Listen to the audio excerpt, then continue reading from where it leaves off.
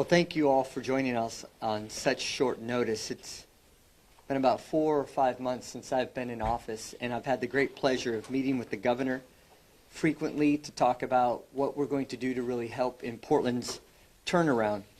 One of those discussions resulted in the multifamily housing work group, and some of the members are here, and I want to thank them for the participation and the opportunity to announce this today. I'm proud to stand with the governor today to push forward a simple but powerful idea.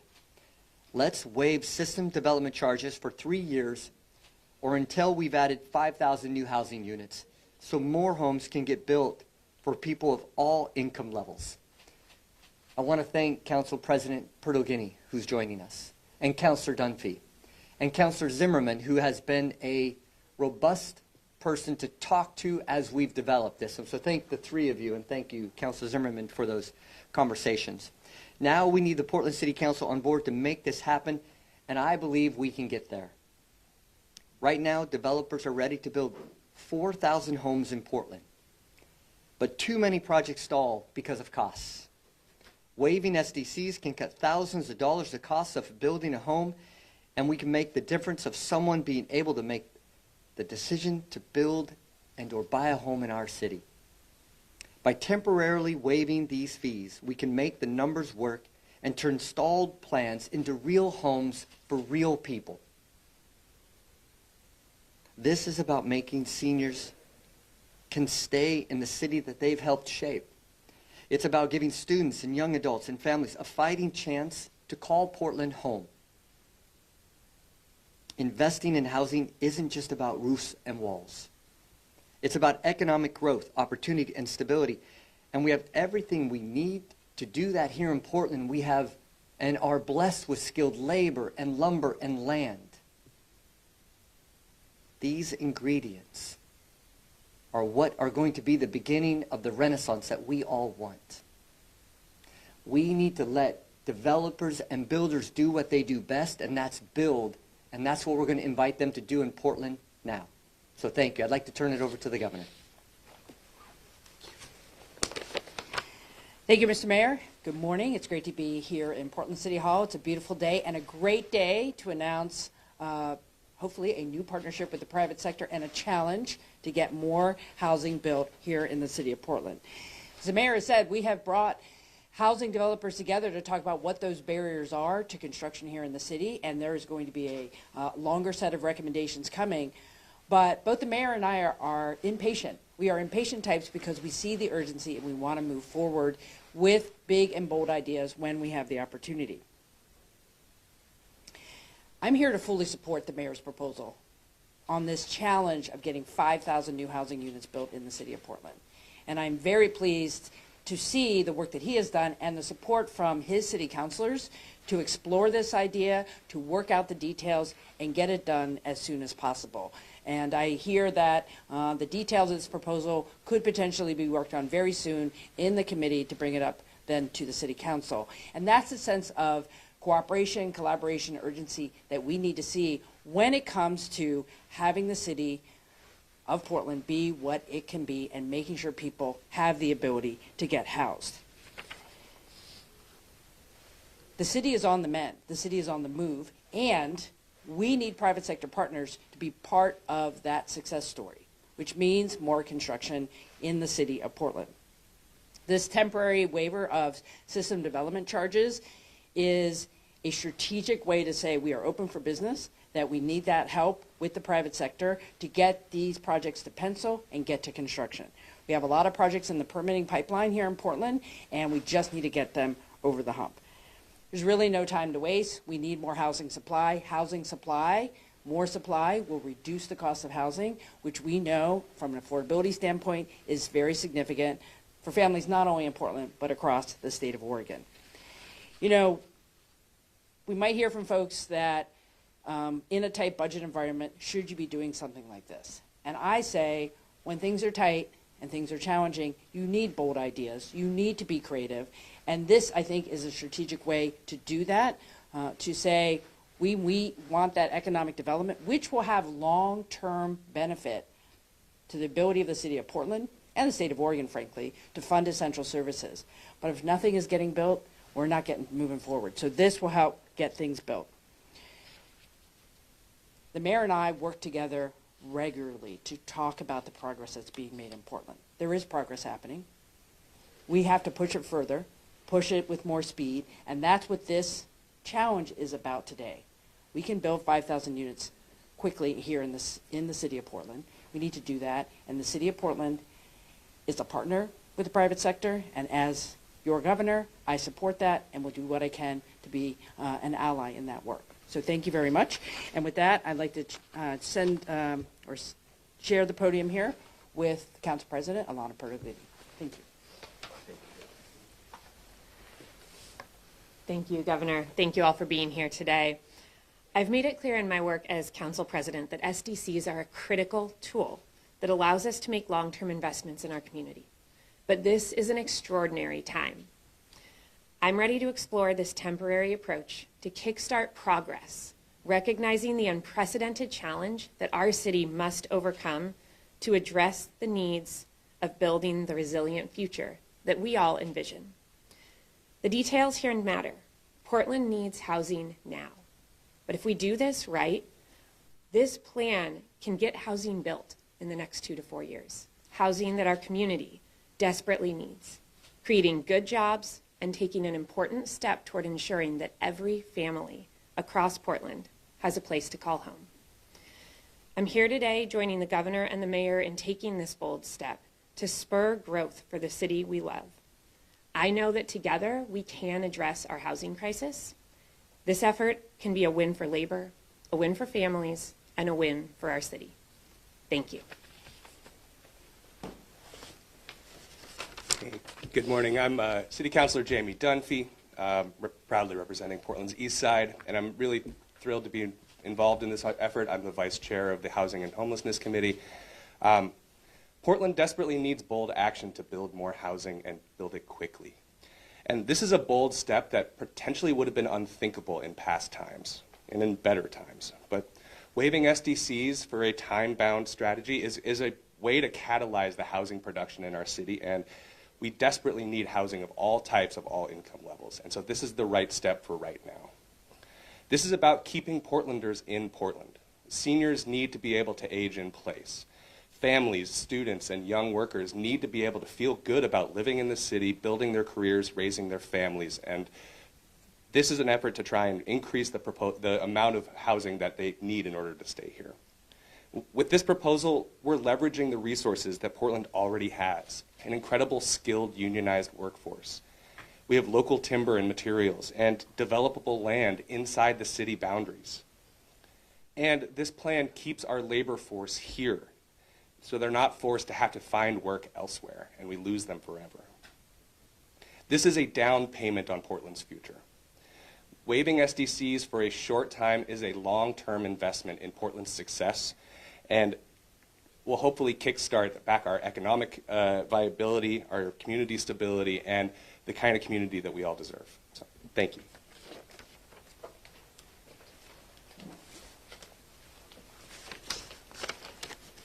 Good morning. I'm Tom Kilbane with Urban Renaissance Group, a full-service commercial real estate firm with offices in Seattle, Portland, and Denver. We own and manage about 3 million square feet of office and commercial space here in Portland, which includes the Lloyd Center Mall, and we're leading the redevelopment effort of Lloyd Center.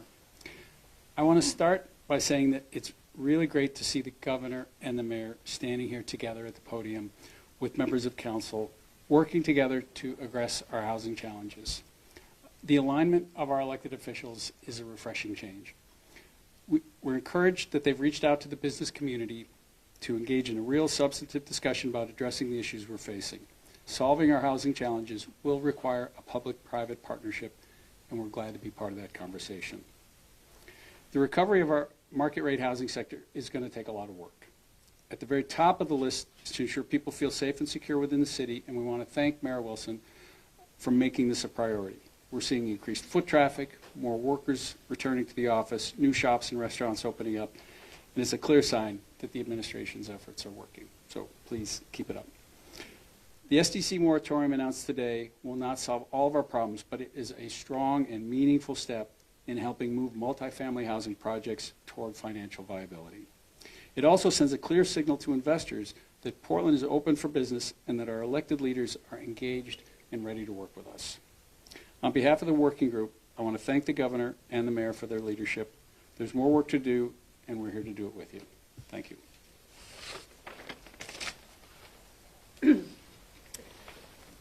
Good morning.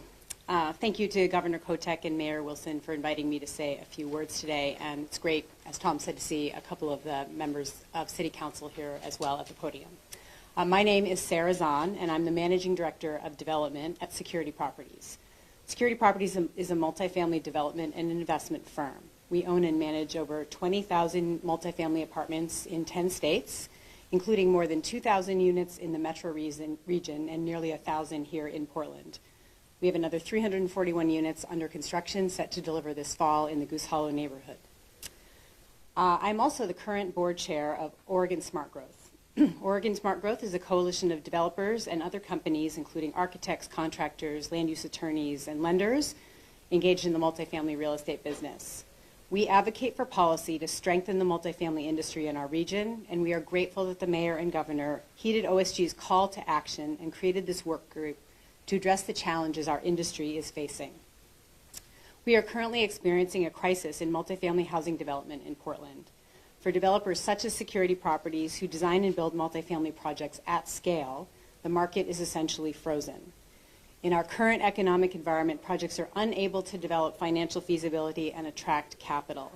While this is not necessarily unique to our region, it is pronounced in Portland and requires bold action. The action to place a moratorium on system development charges is a significant step by the city, as SDC fees can approach nearly $20,000 a unit. We applaud the mayor, city council, and governor for recognizing that meaningful action is required and for leaning into solutions. It's important to also recognize this is not a silver bullet. The proposed SDC moratorium is an important first step in a series of actions that we need our public officials to take in order to galvanize new development. Our region also needs to embrace action to encourage economic growth, job growth, and population growth, all critical to a healthy local economy. Security Properties and OSG members are all highly invested in the success of Portland. This is an important first step towards unlocking future development, and we look forward to working with both the governor, mayor, and city council to pursue additional ideas and actions that can help our industry grow housing supply in Portland. Thank you. Good morning. I'm Andrew Kolas. I'm President and CEO of Kolas Construction. We're a vertically integrated construction company and development company. I'm a second-generation business owner and a proud Oregonian, lifelong Portlander. I'm here today and I'm excited. I'm excited because I've heard so many people talk about bold vision. And that's exactly what we're here to talk about. It's a bold vision by our governor, by our mayor, and our council members. And this is critically important to our city, our state, and our region as a whole, because one of the big problems that we do have is housing affordability. We've talked about it today. There's a housing crisis. And what this is going to do is to help stimulate more housing production. We need more housing production. That, in turn, is going to create more housing affordability. And what this leadership signals is that this city, this state, this region is open for business. And that's a bold statement by incredible leadership. So I'm really proud to be here today and to support this. And I'd like to reinforce the importance of understanding that in order to create more housing affordability, we have to have housing production. I'm a pro-housing person because I believe it really is about supply and demand. And as we create more housing supply, we're going to create more housing affordability. And this leadership signals that this city is open for business. So I commend the leadership, again, of our mayor, of our governor, and our council members, and I'm proud to stand here in full support of this big, bold move. Thank you very much. All right, we're going to get started. Go ahead, Governor and Mayor. I'll just stand over here. Protocol before we get started on questions. I will call on reporters in the room, and I know we're all kind of spread out, so we're going to have to work together as a team to get Lucas's mic to you, and then back to him. So we're going to be a team here. And then, so we're going to go 2 in person, 2 virtual. Got it? All right. I saw Christina with her hands up. And if they want to speak to someone else, they need to say it. Yeah, and if you have a question for one of the group behind us, just tell me up front. This is a question for either the mayor or the governor. As you know, building permits are not a short-term solution. Right now, there's a really high number of evictions. Recent data shows people are becoming homeless quicker than we can house them. Are you going to have any affordability requirements, increased affordability requirements along with these SDC waivers? We don't plan on any affordability requirements, but I want to talk about the other side of that equation. It's people who can't afford the rent. And so by adding inventory, we're going to bring down the cost of housing, but the other side of it is job activity. Portland has the lowest job creation rate in the nation. What we're doing with this is stimulating workforce development and more workforce and jobs. And so it's the other side of the equation that we're also actively looking at as well. Can you talk about the short-term versus long-term, and then how is that stimulating jobs? I don't necessarily see that. We're going to stimulate by adding 5,000 new homes to the economy in the next 3 years. So we're going to have specific timeframes on it. So we're going to create jobs now, good-paying jobs. That'll stimulate the economy and really help us bring back our city. You're talking about construction? Yes. Okay. And if I could just address really quickly, there are no new affordability requirements. However, remember, in the city of Portland, there is an inclusionary zoning policy, and we have heard from developers that they are planning projects that do address the inclusionary units that would have more moderate income households in mind in the units they are planning. So I just want to be clear, like, this isn't no affordability. It's using the existing affordability requirements that are on the books here in Portland and encouraging folks to include them in the projects that are ready to go today. So SDCs, obviously, those pay for things like infrastructure, roads, water. How are you going to pay for that increased weight on those services if you're bringing in all these new residents? And also, Governor, would you recommend other cities do the same thing? We've got lots of cities in Oregon facing housing crises.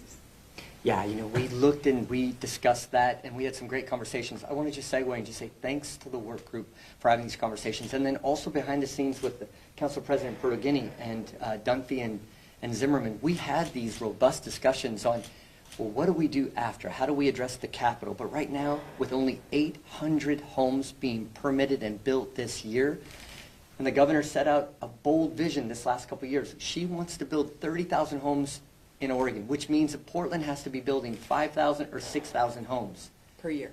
per year. We have to do our part in Portland. Yes, there are going to be deferred costs or capital, but without any activity, we're not collecting any we're collecting only SDCs on 800 units right now. So yes, we're going to be losing that capital, but we're confident that the short-term loss of the capital will really help out with long-term gains for Portland. I agree. I think the deferred collection here in the moratorium will spur construction, and that's what we need. And those longer-term economic impacts are what we need to be promoting right now. Remember, system development charges are particularly acute when you're building in a brand-new place. These are units in places within the city limits where there is existing infrastructure. So there's not like it would be funding something right now that has to get built because they're in existing infrastructure. In terms of other cities, we have had conversations at the legislature with legislators about the idea of when SDC fees should be collected, on what types of projects. There's a bill right now in the legislature that says, can the state be a partner to help defer SDC collections until the projects are actually open? It's very difficult for developers who have to put up a lot of upfront money, including SDC fees in some places, before they can even open. So when you collect them is also important. But it's going to be up to every city. They need to look at their environment, decide what they need. Because of the level of housing needed in Portland, you need something like this. We need something like this to get the private sector to really step up and be part of the solution by helping them with their bottom line. Lucas, you got 2. First virtual question comes from Alex Zielinski at OPB, and Alex's question is for Mayor Wilson. SDCs are a critical funding source for some city bureaus, bringing in millions of dollars every year. Some of those bureaus are already facing deep cuts this budget cycle. How do you plan to keep those budgets whole while incentivizing new construction? Yeah, so these are capital costs for longer-term projects. So it's not going to have an immediate impact in this next fiscal year. But that gives us a year to start determining what's next on the planning, and we can then begin the fundraising conversations. The governor and I have been meeting regularly about other funding sources with Metro, county, state. This isn't just a Portland challenge. This is a challenge for the state because, yes, there's going to be not big holes, but some holes. But I'm confident over a period of time, we'll fill those holes and continue the capital infrastructure gains that we have to do to provide a city that's safe. Another virtual question. This one's from the TCS Northwest. Secretary of Transportation Sean Duffy said yesterday that states that issue driver's license to undocumented citizens will see less money for road and bridge projects, and truck drivers who don't speak fluent English can lose their jobs under the new executive orders. How can these national directives exacerbate housing production issues locally with no money for roads, bridges, and not enough truck drivers? Well, here's what I would say about our friends in Washington, D.C. They're not making it easier for us. I'm just going to be really upfront. We have, costs of materials are going up. We still have inflationary pressures. And what we need from the federal government is more help and more certainty about what we're trying to do here in Oregon. That being said, we know what our values here are in Oregon. We stand up for communities who contribute, and that includes our immigrant communities. The laws that have been passed here reflect Oregon values, and we'll be reviewing any directive from any of the federal agencies to see how they would apply here. But at the end of the day, we need to get people to work. We need to build communities that are safe. We are doing that here. We need help from the federal government. We do not need impediments to getting the job done here. Yeah, go ahead. This is a question for Mayor Wilson or the governor as well. We've heard from many homeowners that the community permitting processes are really making it hard for people to make the repairs to their home in order to stay in their home. So we are wondering, is that permitting process making it too hard? Is there an efficiency problem with permitting in Portland? And beyond the bureaucratic restructuring that has to be done, what more needs to change to speed up the permitting process so people can fix up their homes and stay in them instead of finding new ones? Yeah, I appreciate the question, and I agree. We can do better. And what I'm focused on with Deputy City Administrator Donnie Oliveira is to creating a permitting strike team. We want to know where are the bottlenecks so we can address the bottlenecks and then in a continuous improvement focus, fix and move on. And we have a new technology system at the permitting department that we're going to be supercharging. So the answer is we hear what those concerns are and we are dedicated to fixing them. But with this new form of government and not having all the different bureaus and the conversations, we can collaborate and quickly address those bottlenecks together in a multi-bureau district. It's really the right government at the right time to do all of those things that you just said and address them well. Go ahead, right there. Hi there. Thank you all so much for being here. Question for Mayor Wilson and or members of the City Council. I mean, this proposal, as you've mentioned, is going to require council approval. Do you think that you have enough votes on council right now to have this approved? I do notice that Vice Chair of the Housing Committee, Jamie Dunphy, is here. The Housing Chair, Candace Avalos, is not, and I'm wondering when we might expect to see this proposal come to the Housing Committee. I have been very proud with the conversations I've had with council. I've spoke to all 12 of them, and I will say they have cautious optimism, and they should. Their job is to represent their communities. But we share a collective focus on turning Portland around, and we know economic activity is one of them. Regarding Councilor Avalos, she's out of town. She's at the League of Oregon Cities, and so she's not here. But in the conversations with the councilors I have right here, they have a host of different concerns.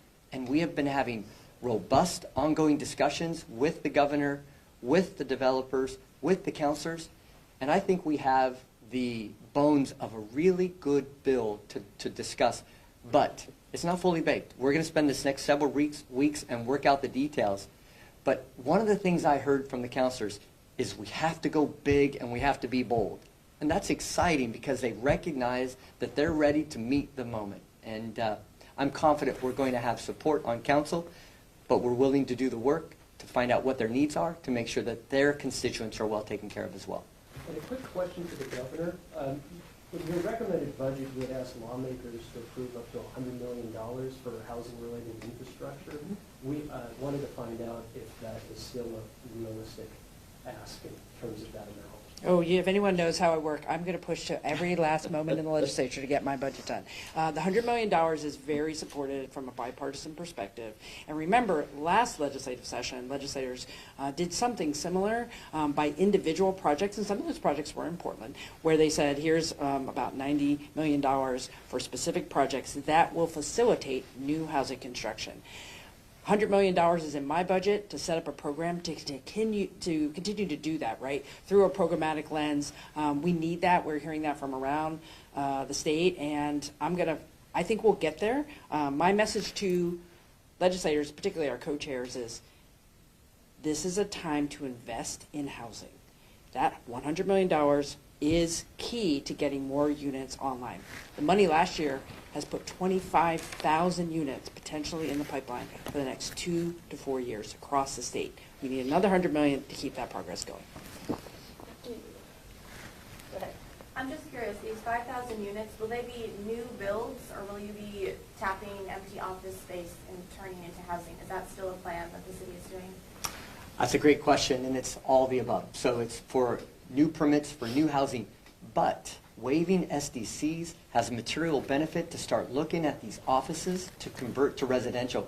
If you want to take one of our towers downtown and convert it, it's all about the SDCs. And if you want to bring 250 units into one building, we're willing to waive those SDCs for office towers as well. And that's one of the byproduct benefits. It allows the developers to start looking at their stack to see how can we turn that from red to green. So that's also an exciting part of bringing the private enterprise to the table to help supercharge that not only just outside of the downtown core, but what can we do in the inside core to start creating that retail and residential environment in a multi-resourced area. Lucas, you got 2 virtuals? No more virtual questions in the queue. All right, anyone hasn't asked their question yet? Got one back here. I want to know, are there any specific projects that you guys are already looking at with these waived SDCs? Yes, there's a host of projects. We've been working with this work group and asking them, if we did this, can we turn your projects from red to green? And speaking with DCA Duny Oliveira, he has commitments. There are possibly thousands of units that will immediately begin that process of coming out of the permit department, pulling their permits, and getting ready to build. And then you had mentioned tough budget times. Do you know the financial impact that this could have over the next couple of years? Like, have you guys looked at the numbers? The city is in a shortfall, what that could look like over the next few years? You had mentioned this way for 3 years. Yes, so the impact to our general fund is immaterial to begin in this next fiscal year. The impact is primarily on the capital side, the CapEx that's required for roads, for sewer, for water. Very important. But right now our activity is so low, we don't have that revenue coming in anyways. So it's about the opportunity cost. Are we willing to wait and hope to turn the city around? Or are we ready to take charge and actually partner with the public-private partnerships to bring it back? And then, on the flip side, we have more ratepayers. We have more activity. Downstream, this is the beginning of our renaissance, and that's what we've budgeted this to look like. All right, we're right at time. Governor, do you have any final thoughts? I'm just really proud of what the city's doing, and they have my full support, so thank you. Thanks, everybody. Council President.